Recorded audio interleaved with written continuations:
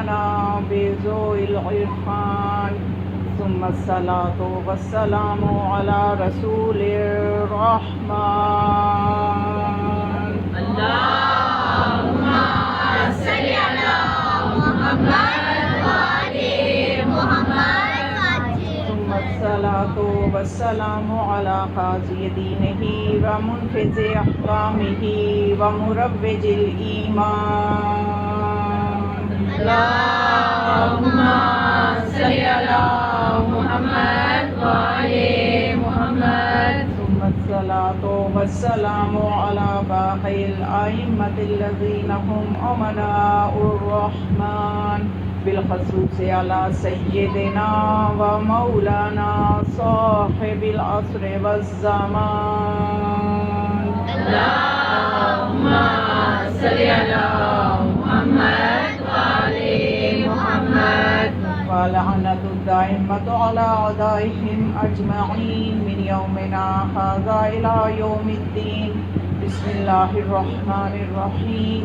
يوم ندعو كل أناس بإمامهم صلوات اللهم صل على محمد وآل محمد سب اپنی اپنی صحت و سلامتی کے لیے اور مجلس کی قبولیت کے لیے بآواز بلند صلوات پڑھیں اللهم صل على محمد وآل محمد ہمارے نبی کریم صلی اللہ علیہ وآلہ وسلم یہ فرماتے ہیں ارفعوا اصواتکم بالصلاۃ علیہ، مجھ پر صلوات بلند آواز سے بھیجا۔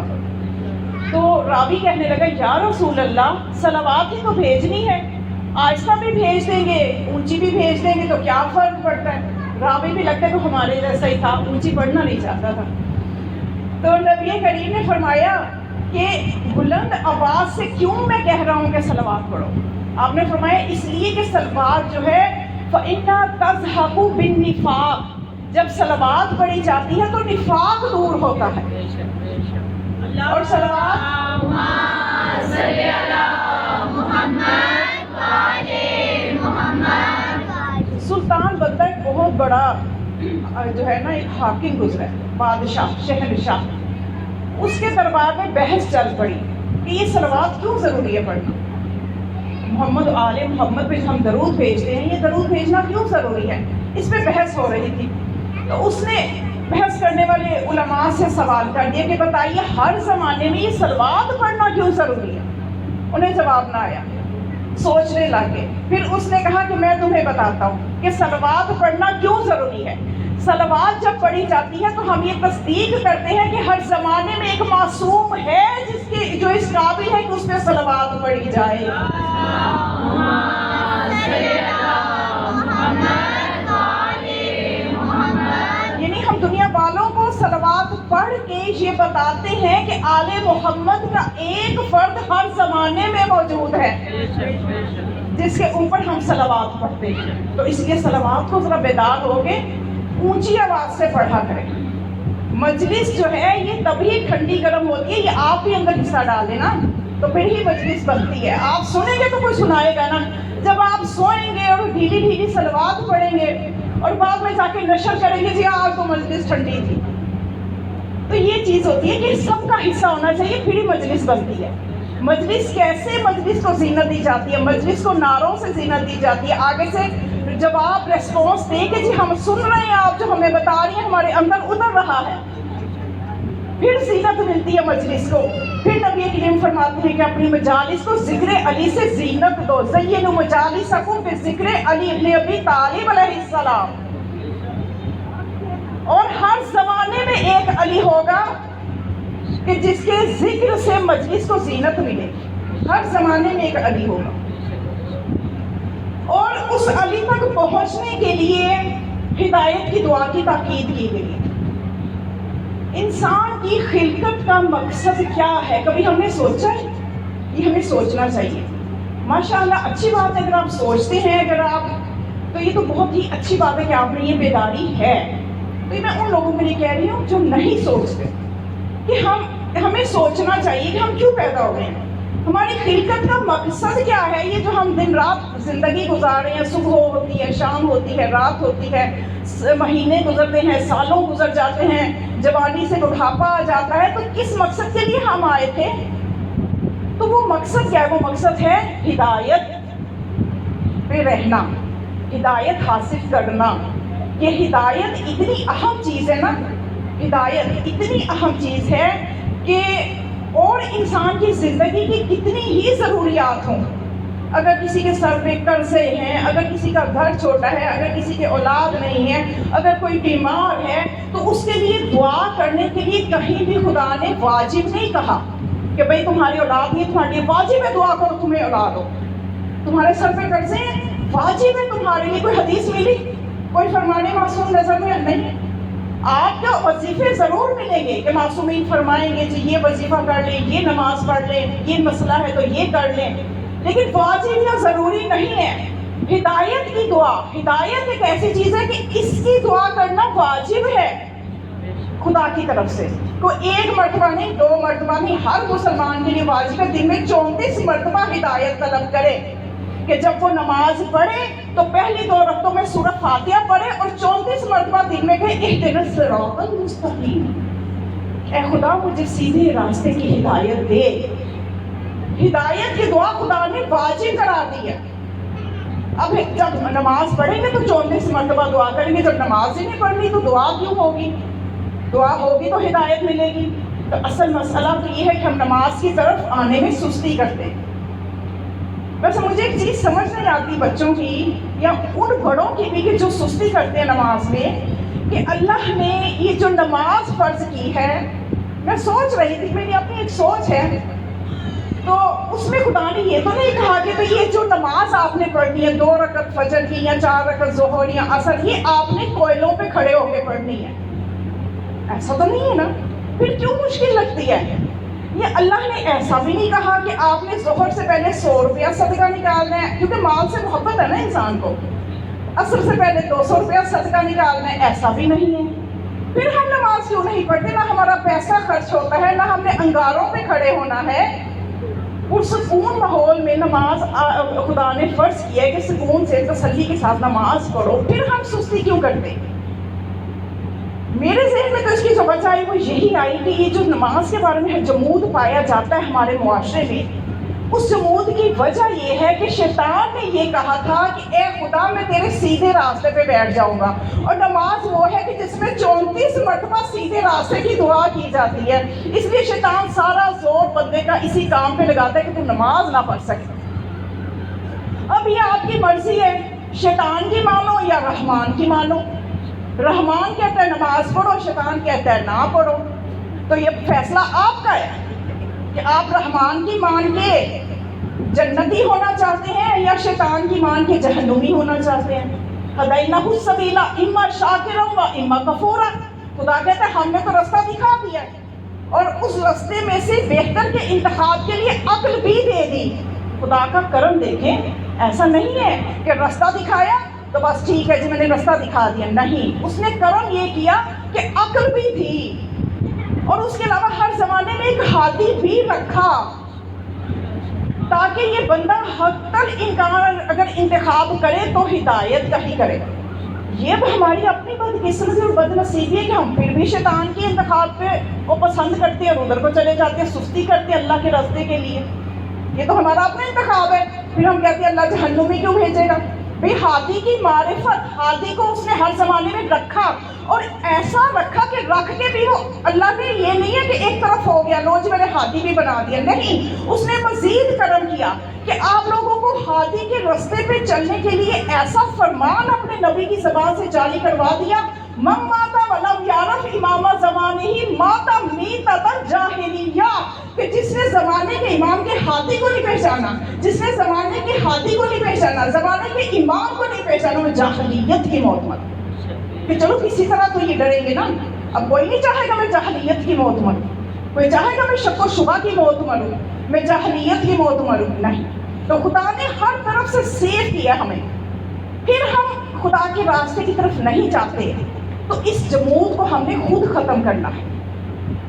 پھر وہ بات یہ ہو جائے گی کہ جب یہ درس زیادہ ہو جاتا ہے وہ ہضم نہیں ہوتا، تو تھوڑا سا بیلنس ذرا آؤٹ ہونے لگے نا تو پھر وہ مسئلہ ہو جاتا ہے، نہیں جی وہ ہاضمہ خراب ہو جاتا ہے، درس بس تھوڑا ہی رکھیں، ہمیں اس کی اتنی ضرورت نہیں ہے، ہمیں نا تھوڑا سا ذرا مجلس چاہیے کہ ذرا نعرے وغیرہ بھی لگ جائیں، بھئی وہ ضروری ہے۔ مجالس کو علی کے ذکر سے زینت دینا یہ تو ہمارے لیے حکم ہے، یہ تو سنت رسول ہے، نبی نے ساری عمر کیا ہے۔ اگر آپ نبی کریم کی زندگی کا مطالعہ کریں، جب سے علی دنیا میں آئے انہیں ہاتھوں پہ لے کے، اور جب رسول اس دنیا سے گئے ان کا سر علی کی گود میں تھا، تو رسول نے بارہا کس کے فضائل سنائے؟ علی کے فضائل، علی کے فضائل، اتنے فضائل سنائے کہ لوگ کہتے ہیں کہ ہمیں جو لگتا تھا کہ رسول کے دنیا میں آنے کا مقصد یہی ہے کہ علی کے فضائل سنانا، تو ہمارا مقصد بھی علی کے فضائل سنانا ہے۔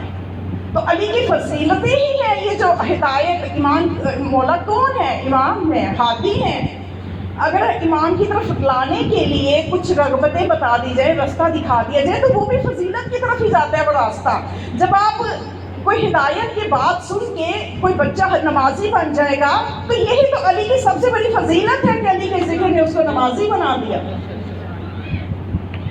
کیونکہ جب نبی کریم فرماتے ہیں حب علی یأکل الذنوب کما تأکل النار الحطب، میرے علی کی محبت گناہوں کو ایسے کھا جاتی ہے جیسے آگ لکڑی کو کھا جاتی ہے۔ کتنے خوش نصیب ہیں کہ ہمارے دلوں میں علی کی محبت ہے۔ تو یہ ہے حدیث، یہ ہے وہ فضیلت مولا کائنات کی، اور اس فضیلت سے جو ہمارے لیے عملی پہلو نکلتا ہے وہ یہ ہے کہ رسول بتانا یہ چاہتے ہیں کہ دیکھو لوگوں، جب تک آگ کا وجود ہوگا لکڑی کا وجود ممکن نہیں، اور اسی طرح جب دل میں علی کی محبت کا وجود ہوگا گناہ کا وجود ممکن نہیں۔ علی کی محبت گناہوں کو کھا جاتی ہے، اس طرح سے نہیں کھا جاتی کہ بس دل میں علی کی محبت رکھی ہوئی ہے، زبان سے اظہار بھی ہے جیسے میں نے کل بھی کہا تھا، اور عمل سے اظہار نہیں ہے، تو بس یہ ہے نا محبت، بس گناہ ہمارے کھائے جا رہے ہیں، ہم جو غیبتیں کر لیں، جو نمازیں چھوڑ دیں، جو مرضی کر لیں، علی کی محبت ہے نا۔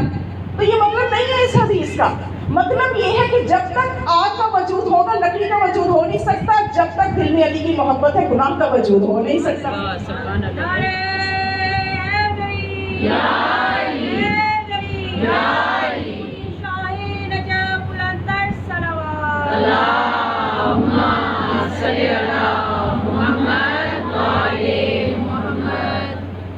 دیکھیے اصل میں جو عقل مندی ہے نا، وہ عقل مندی یہ ہے کہ ہم اس وقت، یہ جو وقت ہمارے ہاتھوں میں جو گزر گیا ہے وہ ہمارے ہاتھوں میں نہیں ہے، گزر گیا، ہم نے جیسا بھی گزار دیا۔ جو آنے والا ہے اس میں ہمارا اختیار نہیں ہے، پتہ نہیں آئے بھی کہ نہ، یہ کتنا آئے ہمیں کوئی پتہ نہیں۔ یہ جو ہم اس وقت ہمارے ہاتھوں میں ہے یہ بہت قیمتی ہے، اور یہ ہمیں کس لیے ملا ہے؟ وہی میں نے اب کہا نا کہ ہمیں غور و فکر کرنا چاہیے۔ کیوں حدیثوں میں ہمیں ملتا ہے کہ ایک لمحے کا غور و فکر سالوں کی عبادت سے افضل ہے؟ اس لیے کہ غور و فکر سے انسان کے ذہن کی جو تربیت ہوتی ہے وہ عبادت سے اتنی تربیت نہیں ہوتی جتنا انسان سوچ کے اپنے آپ کی تربیت کرتا ہے۔ تو ہم نے صرف یہ سوچنا ہے کہ یہ جو آخرت ہے اس کو بنانے کے لیے ہمیں یہ دنیا ملی ہے، یہ دنیا برائے دنیا نہیں ہے، دنیا برائے آخرت ملی ہے، اور عقل مند وہی ہے جو اپنی آخرت بنا لے۔ بچوں کے لیے ایک بہت دلچسپ سا واقعہ، ذرا بچے جو ہے نا تھوڑے بیدار ہو جائیں گے، اور ان کے ساتھ بڑے بھی ماشاءاللہ بیدار تو ہیں ہی اور ہو جائیں گے۔ ایک جگہ کا قانون یہ تھا کہ وہاں پہ بادشاہ کیسے بنایا جاتا تھا کہ جو بھی وہاں پہ بادشاہ بنتا تھا وہ 2 سال بس حکومت کرواتے تھے اس سے، اس کے بعد 2 سال حکومت کرنے کے بعد اس کو ایسی جگہ چھوڑ آتے تھے جہاں کیڑے مکوڑے بچھو اور گندی غلیظ جگہ، جنگل، کوئی خونخوار جانور جہاں ہوتے تھے۔ یہ قانون تھا اس ملک کا کہ بس ہر کوئی 2 سال ہی حکومت کرے گا، اس کے بعد اس کو وہاں چھوڑائے گا۔ اب ایک شخص جو تھا غریب تھا بیچارہ، اس کو موقع مل گیا وہاں کی بادشاہت کا۔ اس نے کہا چلو پہلے میرے پاس کیا ہے جی کہ میں نے کیا کرنا ہے، حکومت ملی 2 سال تو عیش کر لوں۔ اسے وہاں کی حکومت مل گئی۔ اب وہ تھا عقل مند، اس نے کہا کہ بھئی آپ لوگ کرتے کیا ہو، ہر بادشاہ کو 2 سال کے بعد کہاں چھوڑ آتے ہو؟ انہوں نے کہا بادشاہ سلامت آئیے آپ کو دکھائیں ہم ذرا کہاں چھوڑ کے آتے ہیں۔ وہ لے گئے، جا کے دکھائے، انتہائی خوفناک جگہ، ڈرونی جگہ۔ وہ اس نے دیکھی، جائزہ لیا، تو کہتے یہاں ہم چھوڑ جاتے ہیں، بس اس کے پیچھے پھر کوئی نہیں آتا۔ یہ واپس آ گیا. اس نے کیا کیا کہ اگلے دن سے ہی وہاں پہ کام کروانا شروع کر دیا. اس نے وہاں پہ محل تعمیر کروایا، باغات بنوائے، چشمے جاری کروائے، اپنی حکومت میں کام کرواتا رہا. جب 2 سال ہو گئے تو اس نے کہا لو جی 2 سال ہو گیا، مجھے بھی چھوڑو جہاں چھوڑ کے آتے ہو. تو انہوں نے کہا جو پہلے تھے وہ بے وقوف تھے، تم تو عقل مند ہو، تمہیں نہیں چھوڑ کے آئیں گے، ہمیں عقل مند بادشاہ کی ضرورت تھی. تو یہ دنیا ہے. اب جتنا ہم اپنی آخرت کو سجا لیں گے یہ ہماری عقل مندی ہوگی. آج جتنا ہم تعلیمات آل محمد کو سمجھ لیں گے، اس کے مطابق اپنی زندگی کو ڈھال لیں گے، تو اس میں فائدہ ہمارا ہی ہوگا. یہ دنیا کچھ بھی نہیں ہے. امام حسین علیہ السلام جب سفر طے کر رہے تھے نا، منزلیں طے کر رہے تھے، تو ایک جملہ فرما رہے تھے کہ اس دنیا کا چاہے کڑوا ہے چاہے میٹھا ہے، ختم ہو جانے والا ہے. چاہے تو یہاں کوئی ایک بنگلے کی کوٹھی میں رہتا ہے، بنگلے میں رہتا ہے، 1 کنال کے بنگلے میں رہتا ہے، اس نے بھی چلے جانا ہے. اتنی سی زمین اس کو ملنی ہے جو ایک غریب کو اتنی ہی ملتی ہے. یہ صرف ہم نے دنیا کو گلے لگایا ہوا ہے. اس لیے معصومین کہتے ہیں، دعاؤں میں فرماتے ہیں کہ اے اللہ انقطاع، کمال الانقطاع، اے خدا مجھے دنیا سے مکمل طور پہ منقطع کر دے، اس دنیا کی حب کو میرے دل سے نکال دے. یہ بہت بڑی دعا ہے. ہمیں جب کوئی دعاؤں کا موقع ملتا ہے نا تو ہم اپنی چھوٹی چھوٹی پریشانیاں مانگتے رہتے ہیں. ہمیں یہ مانگنا چاہیے اے خدا اس دنیا کی محبت کو میرے دل سے نکال دے. بس یہ بہت بڑی عطا ہو جائے گی اللہ کی. یہ جس نے ہمیں پریشان کر رکھا نا وہ یہ دنیا ہی ہے. جن کو ملی اور ساتھ جنہوں نے ہدایت کو اپنا لیا انہوں نے دنیا کو ٹھوکر مار دی. انہوں نے دنیا کو ٹھوکر مار دی. قاسم مؤتمن یہ بیٹا تھا ہارون رشید کا. رشید اس میں ہے، اسے غیر رشید کہتے ہیں. اس میں رشد کہاں پہ تھا؟ عقل مند. وہ تو دشمن آل محمد تھا. تو یہ ہارون غیر رشید جو تھا نا، عباسی خلیفہ، سن رکھا ہے نا آپ نے کہ اس نے امام موسیٰ کاظم علیہ السلام کو زہر اسی ملعون نے دیا تھا. تو یہ ہارون الرشید جو کہ عباسی خلیفہ، اس کا بیٹا تھا قاسم مؤتمن. کتنی بڑی سلطنت تھی ہارون کی، کتنے خطوں پہ پھیلی ہوئی تھی، کتنے بڑے اعظموں پہ پھیلی ہوئی تھی. آدھی سے زیادہ دنیا ہارون کے اندر تھی. ایسے نہیں وہ پاگل ہوا تھا دولت کے نشے میں اور دنیا کے نشے میں. اس کی حکومت تھی بڑی وسیع. تو اس کا ایک بیٹا تھا قاسم، وہ ہر وقت عبادت میں لگا رہتا تھا. اسے دنیا سے کوئی محبت نہیں تھی. میں بتانا چاہتا ہوں جب ہدایت اللہ دے دے تو بندے کو ملتا کیا ہے اور اس کا جاتا کیا ہے. ہم جن چیزوں کے پیچھے بھاگتے ہیں ان میں کوئی کامیابی نہیں ہے. ہدایت مانگی اللہ سے. تو وہ ہر وقت عبادت میں رہتا تھا. تو وہ جو ہارون کے مشیر تھے انہوں نے ہارون کو اکسایا کہ یہ جو تمہارا بیٹا نا بڑا سست ہے، نہ تو کوئی محفلوں میں جاتا ہے، نہ کوئی کسی جگہ پہ جا کے یہ جو مشیروں کی میٹنگ ہوتی ہے اس میں بھی یہ نہیں بیٹھتا، اور یہ بس عبادت میں لگا رہتا ہے. تو پھر اس نے کہا اس کا کوئی علاج بتاؤ. انہوں نے کہا کہ یہ کوئی بڑی سی سلطنت علاقہ اس کے نام لگا دو، اس کا حاکم بنا دو اس کو، یہ کاموں میں مشغول ہو جائے گا، اس میں ذرا چستی آ جائے گی. تو اس نے ایک دن اپنے بیٹے قاسم کو بلایا اور کہا کہ میں نے بصرہ کی حکومت تمہیں دی. بصرہ ایک بہت بڑا سرسبز علاقہ اس زمانے کا. تو یہ کہنے لگا نہیں ابا حضور آپ کسی اور بیٹے کو دے دیں، آپ کے اتنے اور بیٹے ہیں، مجھے کوئی دلچسپی نہیں ہے، مجھے نہ دیں. اس نے کہا نہیں، میرا حکم ہے کہ تم کل بصرہ جاؤ گے، وہاں کے حاکم بن کے وہاں پہ عیش و عشرت کرو، لوگوں پہ حکومت کرو اور اندر عبادت بھی کرتے رہو جو کہ تمہارا شوق ہے، کرتے رہو، ایک جگہ مصلی بچھا کے نمازیں بھی پڑھتے رہو. اس نے ٹھوکر مار دی. اس نے کیا کیا؟ صبح ہونے سے پہلے ہی یہ رات کی تاریکی میں نکل گیا. کوئی اپنی اس نے کوئی چیز نہیں اٹھائی وہاں سے، کچھ بھی نہیں تھی. وہ جو اس نے جو لباس پر جو سیوے تن تھا اسی لباس کے ساتھ وہ وہاں سے رات کی تاریکی میں نکل گیا، عراق کی طرف چلا گیا. بہت ڈھونڈا، نہ ملا. اس نے کیا کیا؟ وہاں جا کے مزدوری شروع کر دی. ایک شخص تھا وہاں عراق کا، اس کا گھر بن رہا تھا. اس نے دیکھا ایک مزدور ہے، اس کے سر پہ چھت بھی نہیں ہے، پردیسی لگ رہا ہے، اور ایک بس پیشہ تھا اس کے پاس، وہ جس سے وہ کام کرتا تھا مستری کا. اور وہ بس اس کے پاس مستری کے 2-3 اوزار ہیں، وہ تھیلا پاس رکھا ہوا ہے اور سویا ہوا ہے. اسے ضرورت تھی کام کے لیے بندے کی. اس نے ہلایا کہ بھائی کام کرو گے، تو اس نے کہا کیوں نہیں، اللہ نے محنت کر کے حلال رزق کھانے کے لیے ہمیں پیدا کیا، میں ضرور کام کروں گا. اس نے اپنا تعارف نہ کروایا، وہاں جا کے کام شروع کر دیا. اب ہوا یہ کہ اس نے طے یہ کیا تھا کہ میں جیسے مثلا 5 گھنٹے کام کروں گا تو 10 درہم لوں گا اور اتنا کام کر دوں گا. اب وہ کام جو تھا وہ 5 گھنٹوں کے بجائے 3 گھنٹوں میں کر دیا. اور جب 10 درہم دیے تو اس میں سے درہم واپس کر دیے کہ نہیں یہ اتنے گھنٹوں کی بات تھی، یہ بچ گئے، یہ نہیں حلال میرے لیے. یہ بادشاہ کا بیٹا. لیکن ہدایت دیکھیں آپ، دنیا کی کیسے دنیا اس کے دل سے نکل گئی. تو اس کو بہت حیران ہوا کہ یہ تو کیسا ایماندار بندہ ہے. وہ اسی سے باقی کام کرواتا رہا، یہاں تک کہ ایک دن ایسا ہوا کہ وہ بیمار پڑ گیا کام کر کے. تو اب اس نے جب دیکھا نا کہ اب وقت آ گیا ہے کہ میں اب بچ نہیں سکتا، آخری وقت آ گیا ہے، تو اس نے پھر اس شخص سے کہا، اس نے پوچھا آخر تم ہو کون، تمہارا یہ وقت آخر مجھے لگ رہا ہے جو تمہاری حالت ہے، کہاں اطلاع دینی ہے؟ تو اس نے کہا کہ ہارون کو اطلاع دینی ہے، میں اس کا بیٹا ہوں. وہ کانپنے لگ گیا، تم ہارون کے بیٹے ہو؟ کہنے لگا ہاں، مجھے بادشاہت کا کوئی شوق نہیں، میرے اندر دنیا طلبی کی کوئی چاہت نہیں، میں دنیا کو ہرگز پسند نہیں کرتا تھا، مجھے اپنے باپ کی حرکتوں پہ بہت افسوس رہتا تھا، تو میں نے اس لیے محل کو چھوڑ دیا.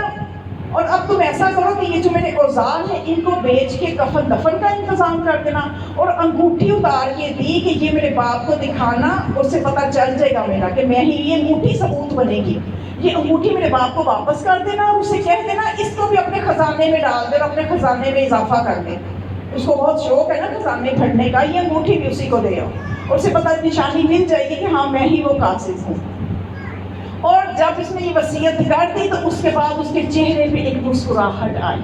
کہنے لگا اے شخص اب تو کمرے سے باہر چلے گا، میرا آقا علی ابن ابی طالب علیہ السلام آ گیا.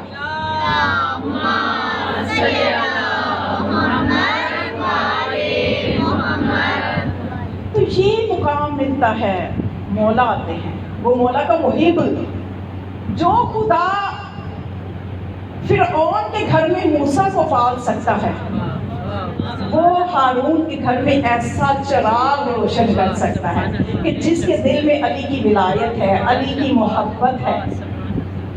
خدا ہر چیز پہ قادر ہے، ہر چیز پہ قادر ہے. بس ہم نے اپنے ہادی کو پہچانا ہے کہ اس ہادی کو جس میں ہم ایمان رکھتے ہیں، جو ہمارے 12 امام ہیں، ان کے اختیارات کیا ہیں، ان کے تصرفات کیا ہیں. کیا ہم ہر کسی کو امام مان لیتے ہیں؟ ایسا نہیں ہے. ہمارے ہاں ہم مکتب تشیع کے نزدیک امامت کے ایک معیار ہے، وہ معیار جس میں پورا اترتے ہیں کوئی، اسی کو ہم امام مانتے ہیں. ہم ہر کسی کو امام نہیں مانتے. ہمارے پاس امامت کا ایک معیار ہے، ایک سٹینڈرڈ ہے. اور وہ سٹینڈرڈ کیا ہے اور وہ امام کون ہے؟ وہ امام کون ہے جس کو ہم امام مانتے ہیں؟ وہ سلسلہ ہدایت چلتا کہاں سے ہے؟ تو قرآن میں قرآن کا جو دل ہے وہ کون سی سورہ ہے بتائیں؟ ماشاءاللہ کتنے بامعرفت مومنات یہاں بیٹھی ہوئی ہیں. سورہ یاسین قرآن کا دل ہے.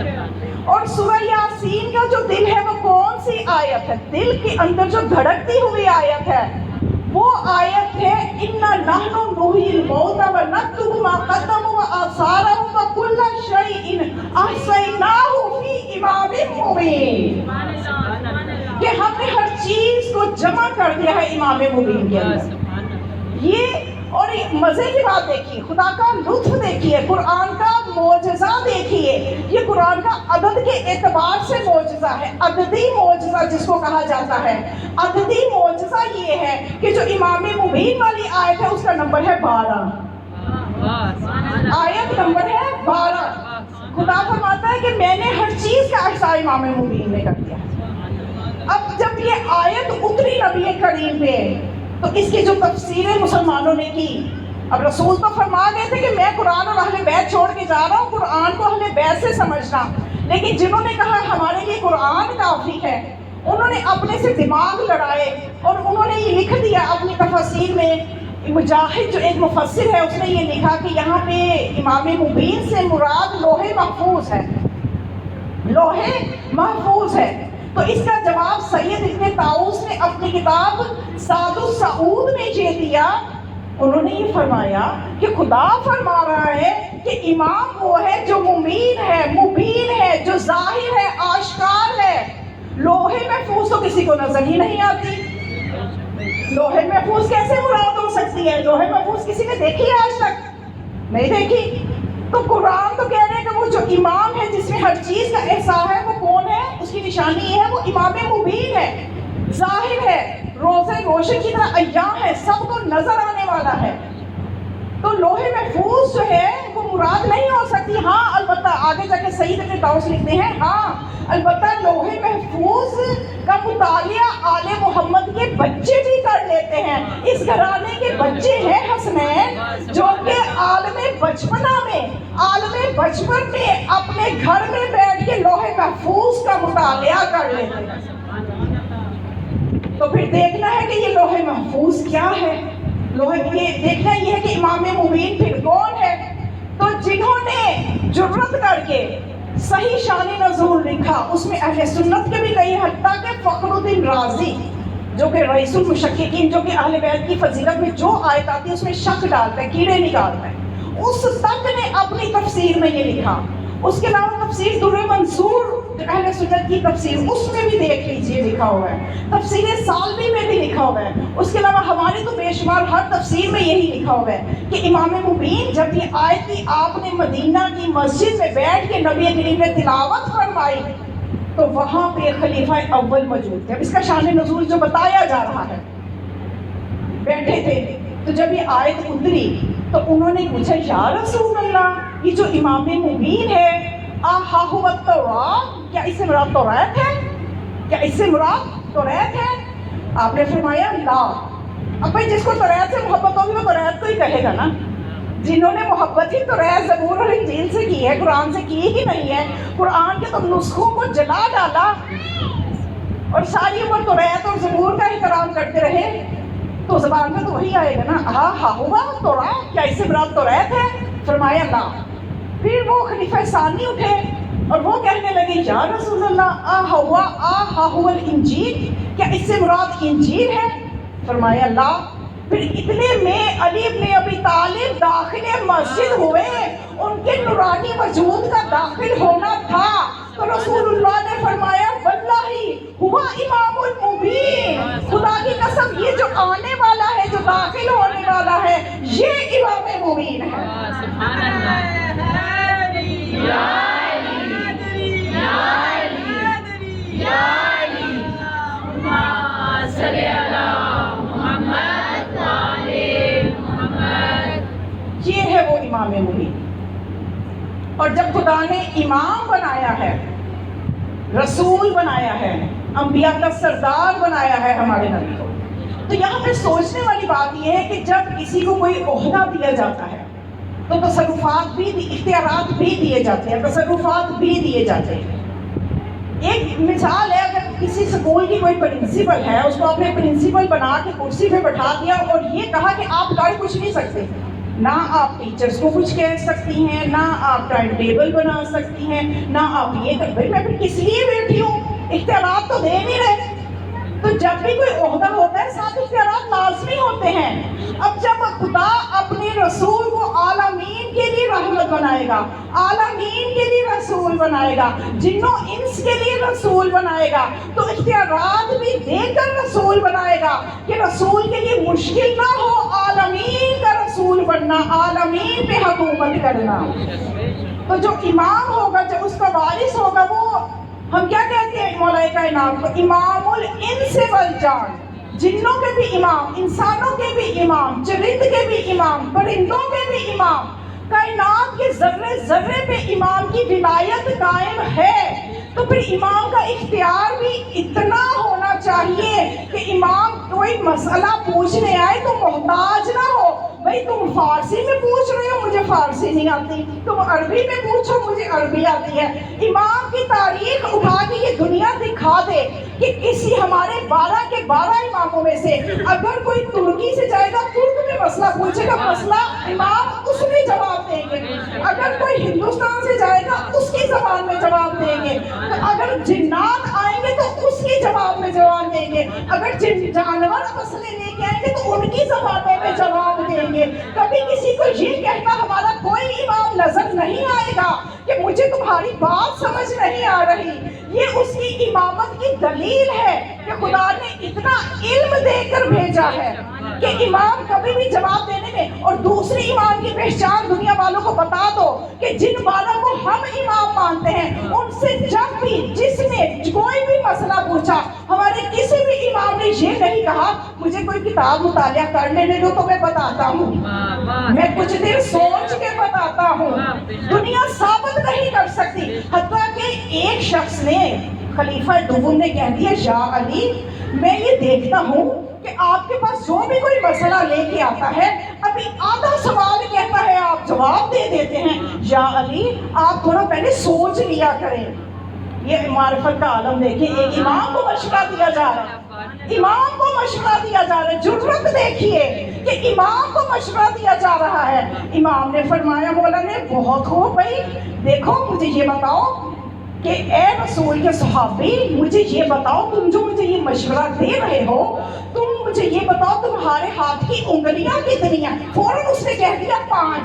امام نے فرمایا سوچا نہیں؟ کہنے لگا سوچنے کی کیا ضرورت، ہاتھ ہر وقت میرے سامنے ہوتا ہے۔ تو مولا نے فرمایا تیرے سامنے صرف ہاتھ ہوتا ہے، علی کے سامنے پوری کائنات ایسے ہی ہے۔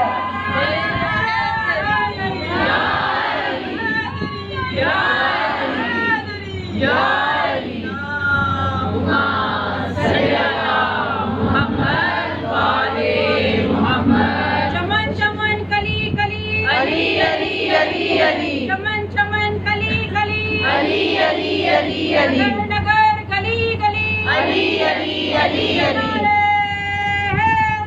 یا علی یا علی، محمد وآل محمد پہ بلند تر صلوات، اللہم صلی علی محمد وآل محمد۔ یہ تو مولا کی، یہ تو امام کی عالم جوانی کی بات ہے۔ کیا کہنے اس علی کے بچپنے کا اختیار یہ ہے کہ جب مولا اس دنیا میں تشریف لائے، یہ صرف ہماری تعریف نہیں ہے، میں بات وہ کرتی ہوں جو سب جا کے اپنی کتابیں دیکھ سکتے ہیں اور انہیں مل جائے گا کہ اس زمانے میں کیا رواج تھا کہ جب بھی کوئی بچہ پیدا ہوتا تھا تو اس کی پیشانی پہ مٹی لگائی جاتی تھی بتوں کے قدموں کی مٹی لا کے، تاکہ یہ بتوں کا تابعہ دار رہے، ان کا اطاعت گزار رہے۔ اب جب مولا تشریف لائے تو ابو جہل نے بھی بتوں کے قدموں کے نیچے کی مٹی لے کے رسول اللہ کے پاس آیا اور آگے کہنے لگا کہ اے محمد جب تم دنیا میں آئے تھے تو ہم تمہاری پیشانی پہ یہ مٹی نہیں لگا سکے، تو دیکھو آج تم ہمارے بتوں کو برا کہتے ہو، اب یہ تمہارے گھر جو بچہ آیا ہے اب اس کی پیشانی پہ تو میں مٹی لگا کے رہوں گا تاکہ یہ بھی ہمارے بتوں کی نافرمانی نہ کرے تمہاری طرح۔ رسول اللہ نے فرمایا لگا لو اور انعام بھی لے لو۔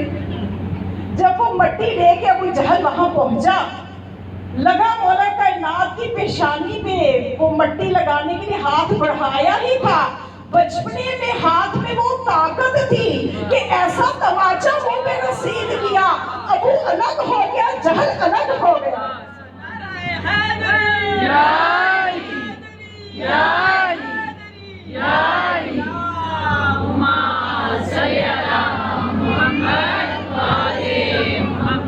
ساری عمر اس کا منہ ٹیڑھا رہا، چلتا سیدھا تھا، منہ دائیں طرف ہوتا تھا، لیکن اس کی قسمت ساری عمر اس کا منہ دائیں طرف نہیں رہا۔ جب علی بستر رسول پہ سوئے اور یہ منافق اور مشرک اکٹھے ہو کے آئے، چادر کو ہٹایا، دیکھا یہ تو علی ہیں، ابو جہل تب پھر آگے آگے اس کی قسمت، یہ آگے آگے بڑھ بڑھ کے چیخنے لگا کہاں ہے محمد، کہاں ہے محمد؟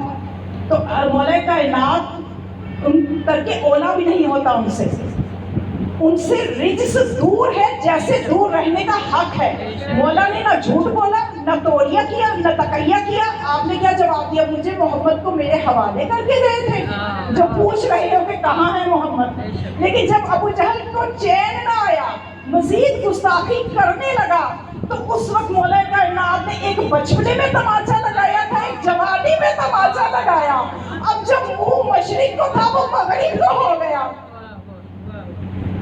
یہ ہے مولا کی عظمت، یہ ہے ان کا اقتدار، یہ ہے ان کا تصرف، یہ ہے ان کی شجاعت، یہ ہے ان کی دلیری۔ ہم ہر کسی کو تو نہیں امام مان لیتے، ہر کسی کو، ہمارے پاس امامت کا ایک معیار ہے، اس معیار پہ ہمارے پورے 12 کے 12 امام اسی معیار پہ درجہ کمال تک پورے اترتے ہیں۔ بڑی کوشش کی دنیا نے، حسد تھا، دل میں بغض تھا، اور وہ بغض جو تھا وہ نسلوں میں چلا، یہاں تک کہ وہ بغض چلتا چلتا آیا.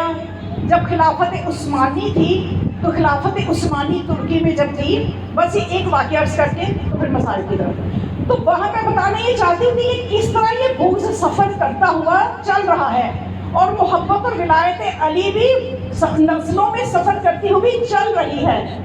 جو جنت دی ہے، جو ان کا مقدر جنت ہے، ان میں ولایت علی سفر کر رہی ہے، نور ولایت علی سفر کر رہا ہے. جن کا مقدر جہنم ہے، ان میں بغض علی سفر کر رہا ہے. خدا تو اپنی ساری مخلوق کو اپنی فطرت پہ پیدا کرتا ہے. خدا کہتا ہے کہ میں نے فطرت اسلام پہ سب کو پیدا کیا. خدا کب چاہتا ہے کہ اپنے بندوں کو جہنم میں بھیجے؟ اگر بندے ٹھیک رہیں. خدا نے جو جہنم کو خلق کیا ہے، خدا نے خوشی سے خلق نہیں کیا. خدا نے تو فرما دیا ہے کہ میں جہنم کو ہرگز خلق نہ کرتا.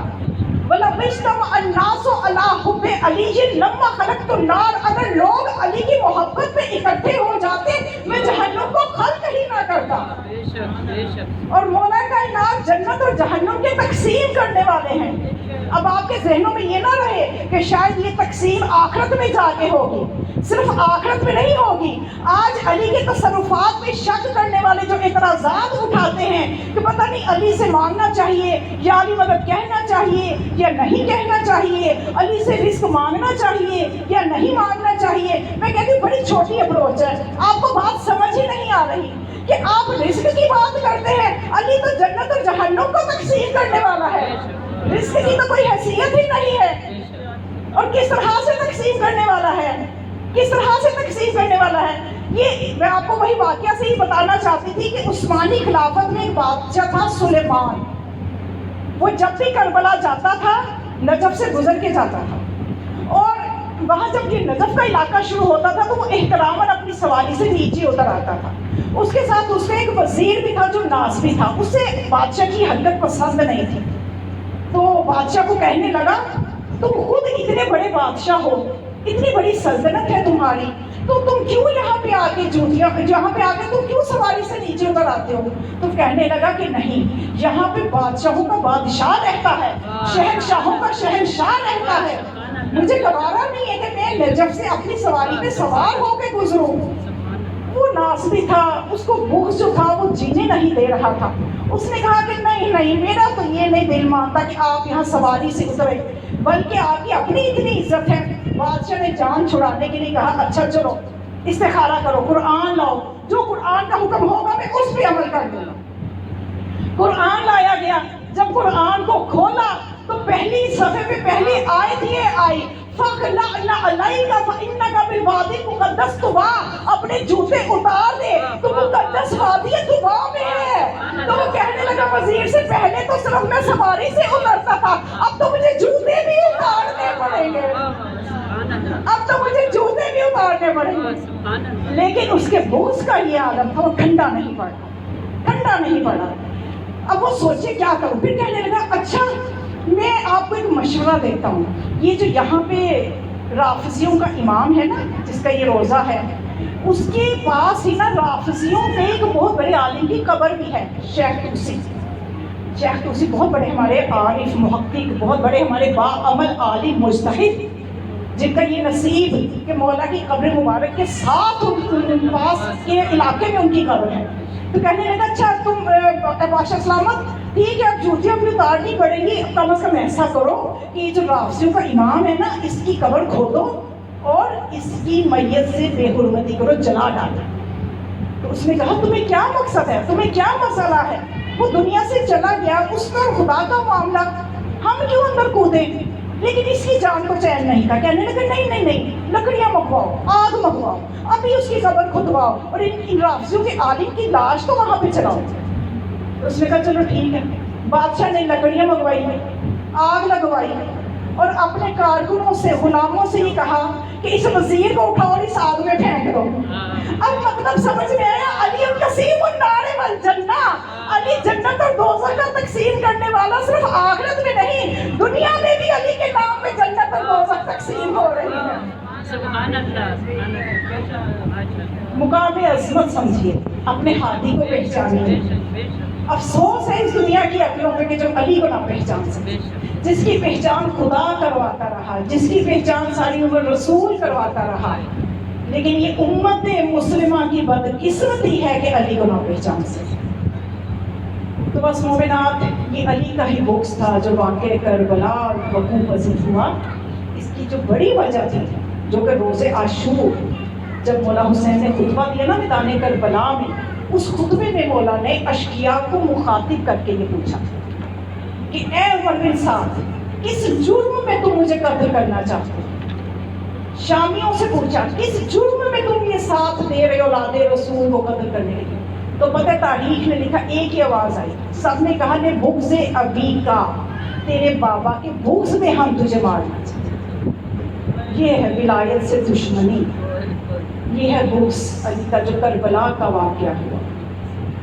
آج 3 محرم ہے، فاطمہ کی بیٹیوں نے گھر چھوڑ دیا ہے، وہ شہزادیاں جنہوں نے کبھی آسمان کا رنگ نہ دیکھا ہو، وہ شہزادیاں جو کبھی نانا کے روزے پہ بھی جاتی تھیں تو جا کے پہلے حسن و حسین کو حکم ہوتا تھا کہ چراغ بجھا دو تاکہ کوئی سایہ بھی نہ دیکھے ان مستورات کا۔ آج دین کی خاطر ان کو اپنے گھروں سے نکلنا پڑا۔ آسان نہیں ہوتا شریف ذاتیوں کا گھروں سے نکلنا اور لمبے لمبے سفر کرنا، اور سفر پھر کربلا میں جا کے ختم نہیں ہوا۔ سفر تو کربلا میں روز عاشور 11 محرم کو، اس کے بعد جو سفر شروع ہوئے ہیں بیویوں کے۔ مومنات، بڑے غم کے دن ہیں، کوشش کیا کریں گے، ماہ محرم ہے، اس میں جب آپ سیدہ کو پرسہ دیں تو آپ اونچی آواز سے رویا۔ آپ تو ماشاءاللہ بامعرفت خواتین موجود ہیں، کچھ جگہوں سے مجھے سننے میں باتیں آتی ہیں کہ مسائل سخت پڑا کریں۔ میں کہتی ہوں شرم کرو، مسائل پہ اگر آپ نے رونا ہے نا تو ایک جملہ بھی کافی ہے۔ اگر میں کہہ دوں آج میں نے مسلم کی شہادت پڑھنی ہے، میں کہہ دوں مسلم وہ ہے کہ جس نے اپنی پوری نسل قربان کر دی، تو کیا اس سے سخت کوئی مصیبت ہو سکتی ہے؟ کیا اس سے زیادہ کچھ ہونا چاہیے تھا جناب مسلم کے ساتھ؟ تو پھر آپ روئیں گے۔ سخت مسائل پڑا کرے، سخت مسائل پڑا کرے، خود آپ سے ذرا سی سختی برداشت نہیں ہوتی اور آپ یہ کہتے ہیں جی ہم نے سخت مسائل سننے ہیں۔ اپنے دلوں کو نرم کریں آل محمد کے غم کے لیے کہ جو ہی حسین کا نام آئے آپ اتنا روئیں، جو ہی زینب کے بے سر ہونے کا نام آئے آپ گھروں میں جانے تک روتے رہیں کہ ہائے زینب اور میری نا۔ نہ اس طرح کی باتیں کیا کریں۔ کیا تھوڑے سے ہوئے اس سے کیا زیادہ ہونے چاہیے تھے؟ کون مسلم جس کی شہادت آج میں کوشش ہوگی کہ بیان کروں، یہ وہ مسلم ہے مومنات، یہ وہ مسلم ہے، عقیل کا بیٹا مسلم، یہ وہ مسلم ہے جو عاشق حسین ہے مسلم۔ 4 بیٹے تھے جناب مسلم کے اور 1 بیٹی تھی، 2 بیٹے جناب مسلم ساتھ کوفہ لے گئے تھے، وہاں جا کے اس میں دردی کے ساتھ نہر مسیب میں ان کے ننھے ننھے سروں کو تن سے جدا کر دیا گیا۔ آج دونوں بھائیوں کی قبریں اللہ سب کو زیارت کروائے، مسیب میں راستے میں، مسیب کے راستے میں وہ قبریں آئی، اور 2 وہ معصوم بچے جو ماں کے ساتھ کربلا میں اپنے ماموں حسین پہ شہید ہو گئے، اور 1 بچی تھی مسلم کی حمیدہ، اتنی معصوم بچی جس کو ایک منزل پہ جب مولا کو شہادت کی خبر ملی تھی مسلم کی تو اس کو بلا کے پیار کر کے اس کے کانوں میں بالیاں پہنائی تھی۔ یہ وہ معصوم بچی جب شام غریبہ آئی یہ گھوڑوں کے ناپوں کے نیچے کچلی گئی۔ میں نے کہہ دیا، آپ نے سن لیا، اس سے سخت مصیبت ہو نہیں سکتی۔ آج کون ماں ہے جو برداشت کرے کہ اس کے سامنے کوئی اس کی بچی کو ایک تمانچہ بھی لگائے؟ لیکن یہ کیسی مائیں تھی جو کیا کیا دیکھ گئی، یہ کیسی مائیں تھی جو اسلام کی خاطر، جو دین کی خاطر، جو وقت کے امام کی خاطر اپنی اولادوں کو اپنے سامنے قربان ہوتا دیکھتی رہی۔ کوئی پوچھے رقیہ کے دل سے کہ جب اس کو پتہ چلا اس کی 5 یا 4 سالہ بچی گھوڑوں کی ٹانگوں کے نیچے جب بھگدڑ مچی شام غریبہ میں، جب خیموں کو ڈھونڈا گیا، مسلم کی وہ بچی کی ننھی سی لاش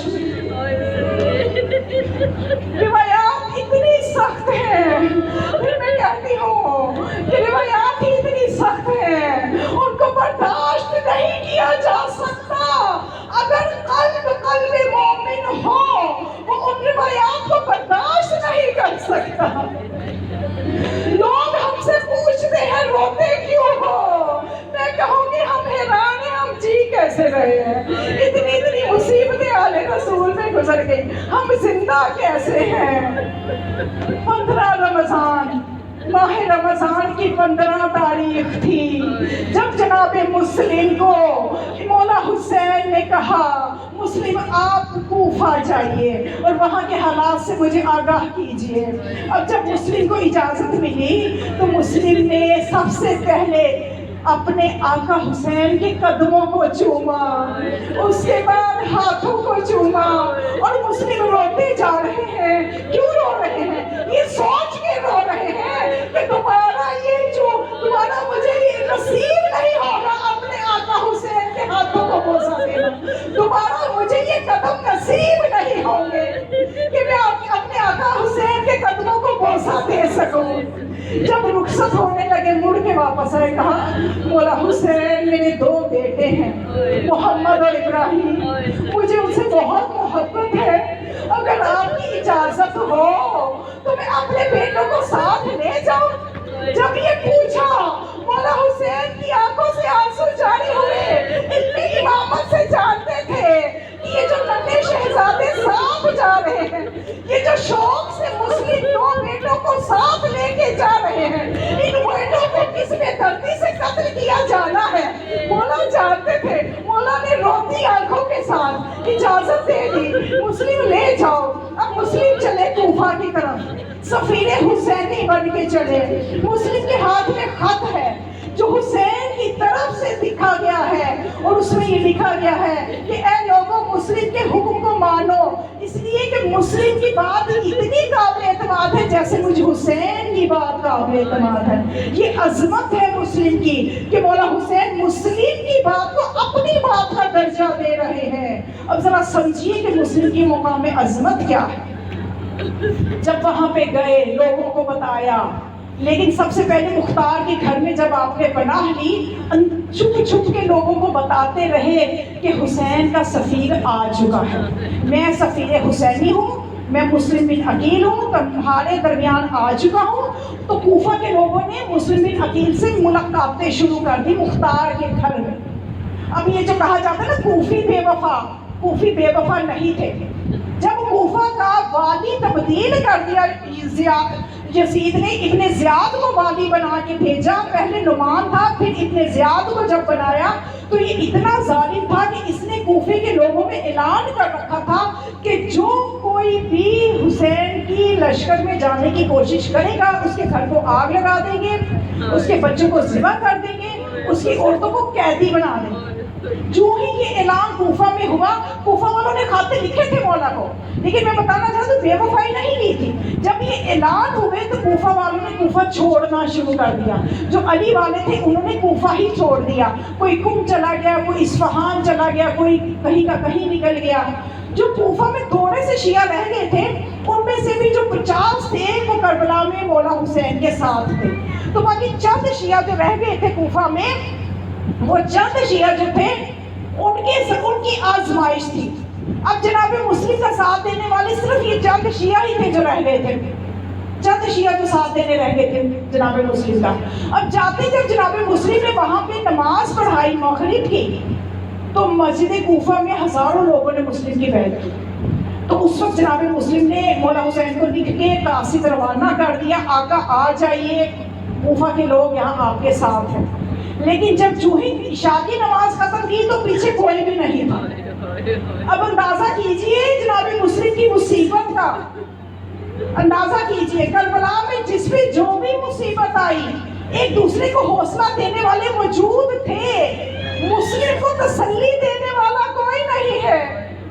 یہ مسلم وہ ہیں کہ جن کے بارے میں رسول فرما چکے ہیں کہ یہ وہ ہیں کہ یہ اے علی مسلم مجھے اس لیے محبوب ہے کہ مسلم تمہارے بیٹے حسین سے محبت کرے گا، اس کی راہ میں شہید ہوگا، اور مسلم کے لیے مومنین روئیں گے، مومنین مسلم کے لیے ماتم کریں گے۔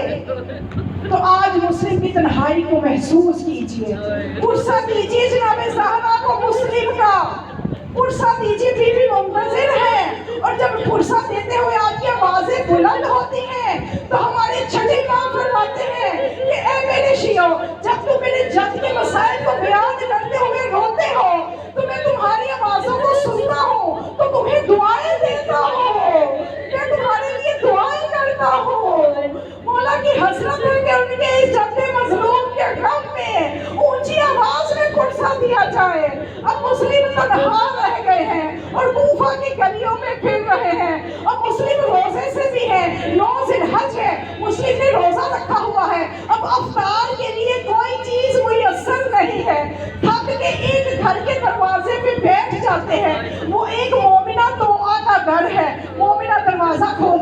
اور کہتی ہے اے شخص تو یہاں کیا کر رہا ہے؟ مسلم نے کہا ہو سکے تو کچھ پانی پلا دو۔